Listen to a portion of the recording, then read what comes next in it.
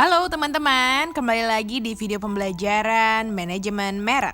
Dan kali ini kita akan bahas tentang chapter 8 ya. Yuk kita simak sama-sama tentang Developing Brand Equity Measurement and Management System. Teman-teman, setelah kemarin kita belajar tentang bagaimana sebuah brand itu membentuk brand equity-nya, maka sekarang kita akan mencoba untuk mempelajari ya teman-teman, bagaimana sih perusahaan itu bisa benar-benar memahami bagaimana konsumen mereka ya, terkait apa yang konsumen ketahui tentang brandnya, apa yang mereka rasakan, dan bagaimana respon mereka terhadap brand kita. Dan bagaimana pemasar-pemasar ini bisa mengembangkan measurement procedures atau prosedur pengukuran yang tepat terkait aktivitas pemasaran yang sudah dilakukan ya. Jadi responnya itu seperti apa terhadap aktivitas pemasaran yang sudah kita lakukan, apakah itu berpengaruh terhadap penguatan brand, terhadap brand awareness, brand equity, sehingga kalau memang tidak efektif maka bisa dilakukan penggantian terhadap aktivitas pemasaran yang sudah dilakukan. Jadi setiap biaya pemasaran yang keluar itu pasti harus dijustifikasi ya tentang efektivitas ataupun efisiensinya terhadap ROMI, Return of Marketing Investment. Jadi harus dipastikan bahwa biaya yang keluar itu memang sesuai dengan apa yang didapat oleh perusahaan. Nah, beberapa peneliti percaya bahwa 70% dari pengeluaran pemasaran itu biasanya dialokasikan pada program dan juga aktivitas pemasaran yang tidak bisa sebenarnya dihubungkan dengan profit jangka pendek. Tetapi dipastikan ini berpengaruh pada peningkatan brand equity suatu perusahaan. Nah, di dalam melakukan pengukuran terhadap brand performance ya teman-teman, ini dikenal apa yang disebut dengan CBBA atau Customer Based Brand Equity.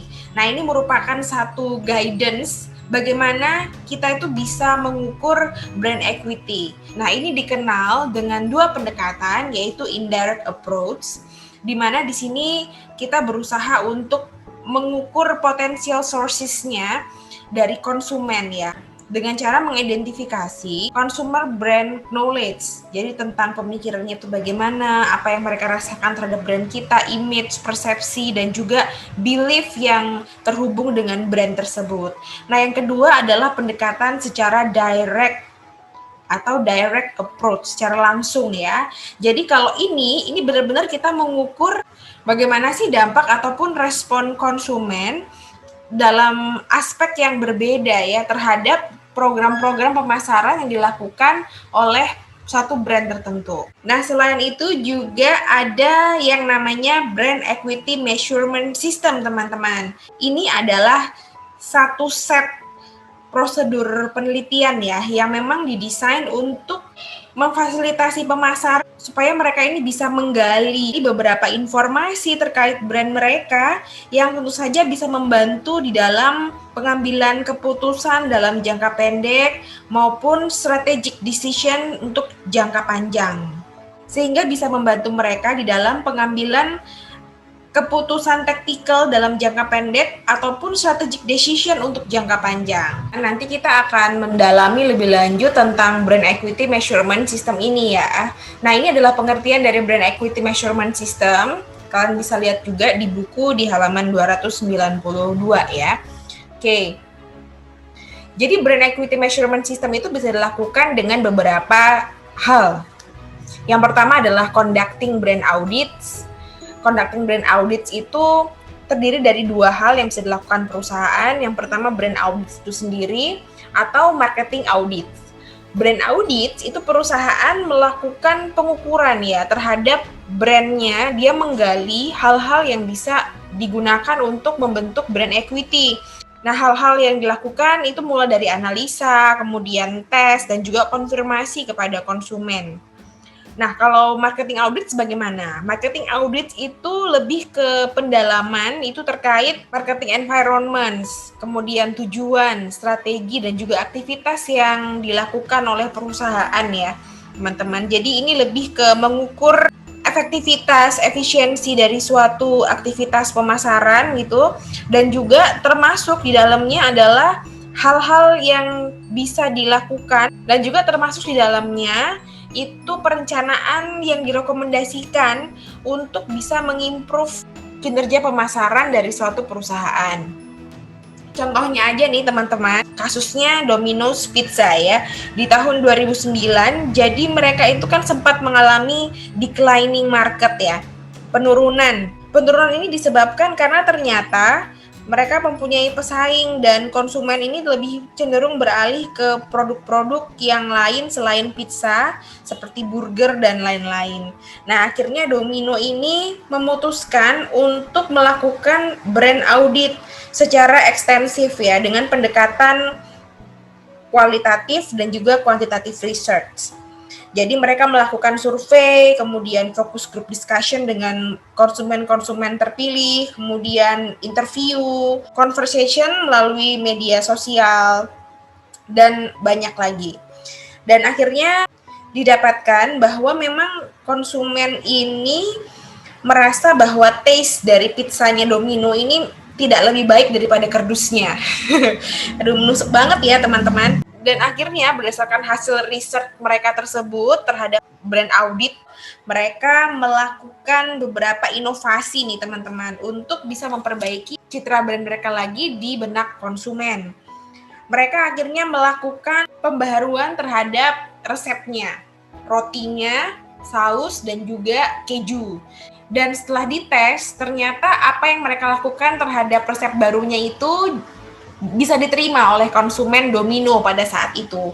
Terus mereka juga berusaha untuk membangun image bahwa Domino's ini adalah pizza yang menerima masukan dari konsumen, kritik-kritik dari konsumen ini dan dimasukkan ke dalam hati mereka dan sungguh-sungguh diproses untuk menjadi value yang istimewa untuk konsumen.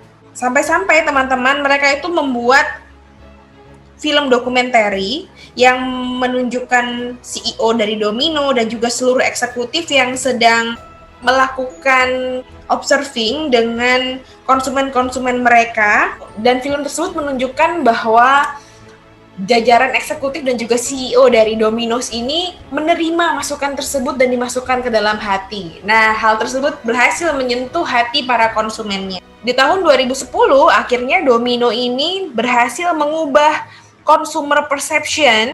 Jadi consumer perception terhadap pizza Domino itu berhasil meningkat dan bertumbuh penjualannya di tahun 2010 dibandingkan dengan seluruh kompetitornya.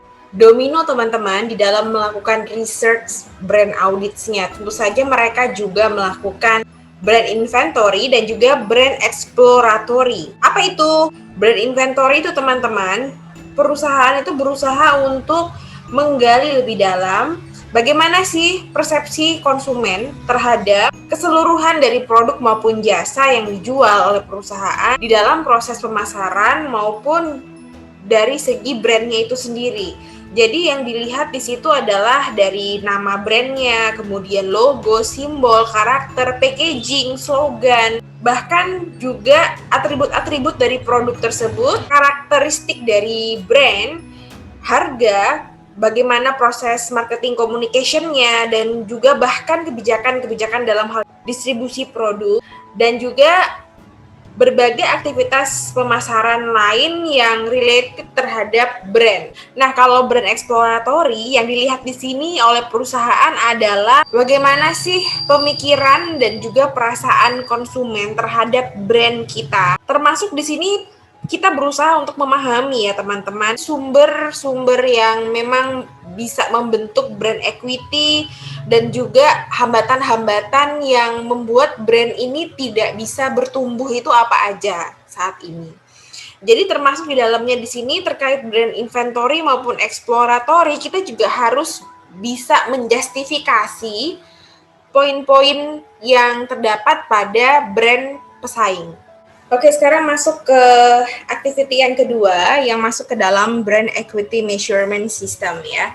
Kalau tadi teman-teman brand audits itu lebih menyediakan informasi yang berguna untuk membuat keputusan strategik ya. Jadi jangka panjang untuk brand tertentu.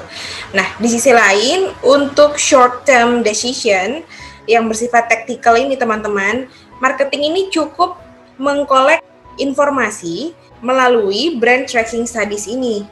Brand tracking studies ini mengkolek informasi dari konsumen dari kegiatan yang berulang gitu ya, kegiatan dasar yang diulangi oleh konsumen gitu sehari-hari. Jadi ini nanti berkaitan dengan brand awareness, kemudian brand judgment, brand performance, terus brand image, brand feeling, dan juga brand resonance terhadap satu brand itu. Ada 3 hal yang perlu diperhatikan di dalam melakukan designing brand tracking studies. Yang pertama adalah what to track. What to track ini teman-teman adalah penelitian yang bertujuan untuk mendapatkan isu-isu yang spesifik ya terkait brand kita. Nah tentunya setiap brand ini akan menghadapi situasi yang unik dan berbeda ya. Karena itu ada beberapa pertanyaan berbeda yang perlu diajukan kepada konsumen bergantung pada kita melihat dari sisi mana. Produk brand tracking kah, atau corporate or family brand tracking, atau global tracking. Apa yang dimaksud dengan produk brand tracking? Jadi produk brand tracking itu berarti kita men-tracking informasi dari sisi produknya yang dilihat dari brand awareness dan juga brand image teman-teman. Misalnya aja brand KFC. Kalian bisa tanya kepada konsumen, apa sih bentuk pelayanan cepat saji yang menjadi favorit dari konsumen. Terus misalnya lagi, kalau misalnya kamu besok tuh mau lunch, mau makan siang di restoran cepat saji, kira-kira kamu mau pergi ke restoran yang mana sih? Karena kan di sini KFC itu mempunyai beberapa pesaing juga ya teman-teman. Bisa ada McD, kemudian ada Mr. Burger atau yang lain. Kemudian bisa juga kalian ajukan pertanyaan terkait brand image-nya. Seperti misalnya kata-kata apa aja sih yang bisa mencerminkan KFC di benak konsumen. Misalnya aja KFC itu up to date, KFC itu friendly, KFC itu jujur, successful, atau yang lain. Kemudian yang selanjutnya adalah corporate or family brand tracking. Nah, kalau ini kita berusaha untuk tracking informasi terkait dengan corporate-nya ya. Bagaimana brand ini dilihat dari sisi kinerja perusahaan gitu, teman-teman. Jadi kalian bisa ajukan pertanyaan seperti misalnya, seberapa baik sih kinerja dari GA misalnya gitu ya. Terus seberapa menyenangkan sih berbisnis dengan GA? Seberapa tertarik Anda untuk berinvestasi pada saham GA? Kemudian yang selanjutnya adalah global tracking. Global tracking itu lebih ke informasi yang digali khususnya buat brand yang mengembangkan dan dikembangkan di antar negara ya teman-teman. Jadi ini lebih spesifik lagi. Jadi di situ kita berusaha untuk menggali pasar pada perspektif tiap-tiap negara. Lantas, bagaimana sih caranya teman-teman perusahaan itu untuk bisa melakukan tracking studies? Yang pertama adalah harus diperhatikan whom to track, siapa yang mau digali di sini.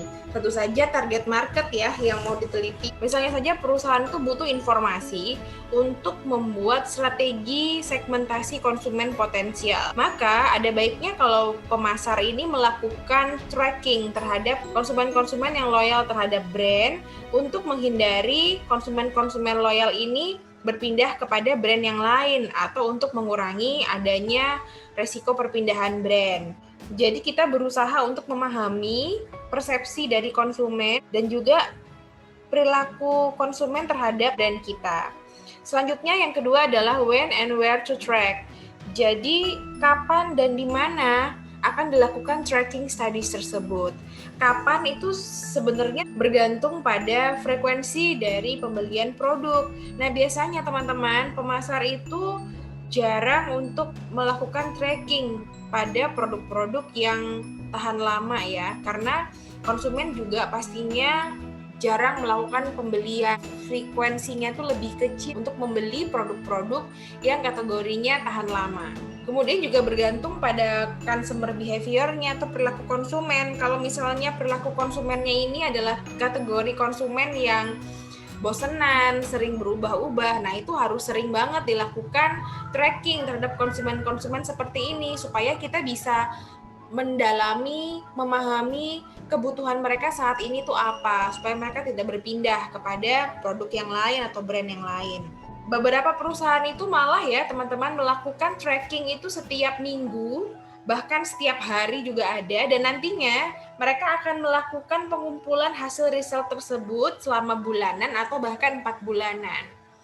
Nah, kemudian yang ketiga adalah how to interpret brand tracking. Jadi dari brand tracking yang sudah dilakukan ini, itu akan diinterpretasikan atau dianalisa supaya bisa digunakan untuk pembuatan kebijakan. Dan dalam hal ini, perusahaan juga ada baiknya kalau mempunyai suatu standar tertentu. Standarnya itu bisa jadi mengacu pada brand yang menjadi saingan utama dari perusahaan. Misalnya saja, Domino's Pizza melakukan tracking studies, dia punya standar, dia harus bisa menyaingi Pizza Hut karena pasarnya adalah di Indonesia misalnya.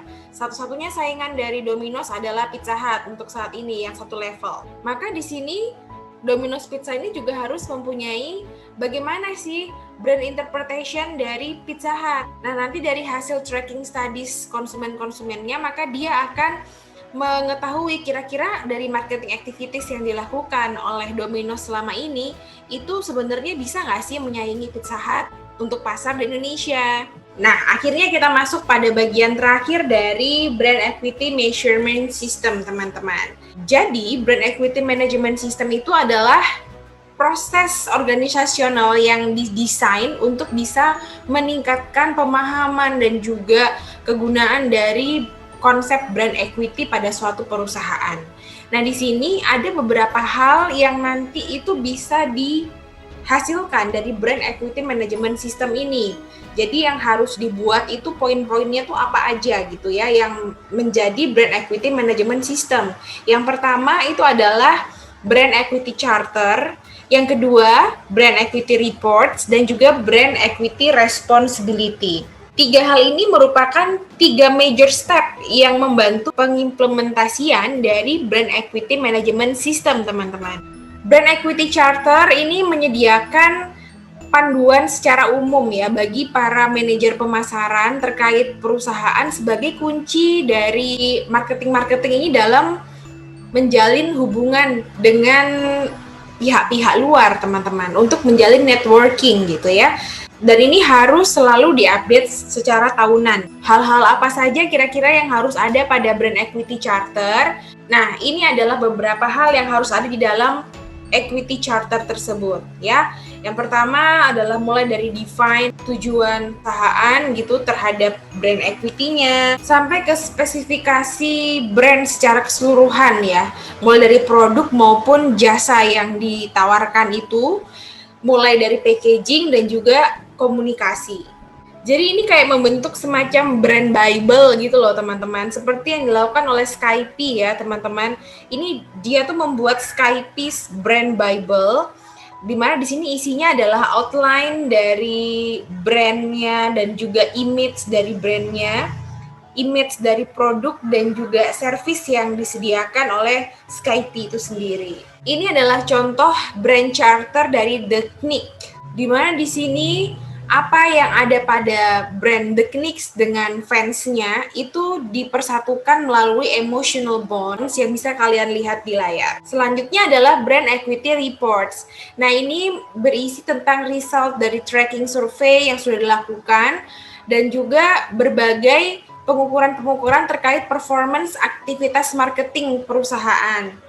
Dan ini biasanya dikembangkan secara bulanan, quarterly, atau bahkan tahunan. Nah, tujuannya apa? Tentu saja ini untuk mengetahui teman-teman action yang sudah dilakukan oleh bagian pemasaran itu selama ini tuh seberapa efektif dan efisiensi. Jadi sekali lagi kita akan mencoba untuk mensinkronkan antara biaya yang dikeluarkan dengan report ini, apakah sungguh-sungguh berpengaruh terhadap brand equity perusahaan. Dan laporan ini menyediakan descriptive information mengenai apa yang terbaru terkait brand ini, kemudian informasi-informasi terbaru terkait dengan brand tersebut dan juga pesaing-pesaingnya bahkan. Yang terakhir adalah brand equity responsibility. Brand equity responsibility ini merupakan tanggung jawab dari seluruh bagian dalam perusahaan untuk memaksimalkan brand equity untuk jangka panjang, teman-teman. Tentu saja untuk bisa memaksimalkan brand equity jangka panjang, teman-teman, bagian pemasaran ini harus bisa merefleksikan spirit yang ada pada brand equity charter tadi di awal, dan juga tentu saja apa saja yang ada yang sudah disajikan pada brand equity report yang merupakan hasil dari tracking yang sudah dilakukan oleh marketing dari suatu brand tertentu. Oke teman-teman, akhirnya berakhir juga video pembelajaran kita untuk chapter 8 ya. Semoga bisa dipahami dengan baik. Silahkan kalau ada pertanyaan. Jangan lupa untuk mengecek deskripsi tugas untuk chapter ini di grup chat kita ya. Oke, see you di video pembelajaran selanjutnya. Sehat selalu, Tuhan memberkati.